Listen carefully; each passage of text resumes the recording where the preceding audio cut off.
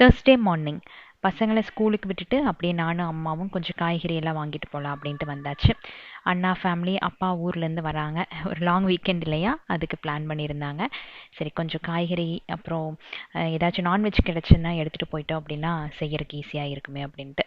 எந்த ஒரு விஷயத்தை பார்த்து ஒதுங்கி போகணும்னு நினைக்கிறோமோ அது அடிக்கடி நம்ம கண்ணு முன்னாடி வந்து நிற்குமா. அப்படிதான் எனக்கு இந்த கரும்பு ஜூஸ் கடை. எவ்வளவோ கண்ட்ரோல் பண்ணி கார் ஏறிடலான்னு நினச்சேன். ஆனால் லாஸ்ட் மினிட்ல முடியவே இல்லை. வந்து ஒரு டம்ளர் குடிச்சிட்டு அதுக்கப்புறம் தான் கிளம்புனேன்.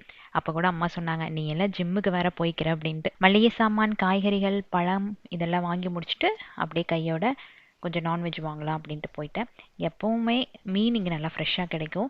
சிக்கன் மட்டன் கம்மி பண்ணிவிட்டு இப்போ இறால், மீன், நண்டு இதெல்லாம் கொஞ்சம் ஜாஸ்தியாக பசங்களுக்கு கொடுக்க ஆரம்பிச்சிட்டேன். அதனால் அந்த அண்ணன்கிட்ட எப்போ ஃப்ரெஷ்ஷாக வந்தாலும் கால் பண்ணுவாங்க. நான் ஈவினிங் போய் க்ளீன் பண்ணி வாங்கிட்டு வந்துடுவேன். ஸோ எல்லா வேலைகளும் முடிச்சுட்டு வீட்டுக்கு வரும்போது மதியம் ஆயிடுச்சு.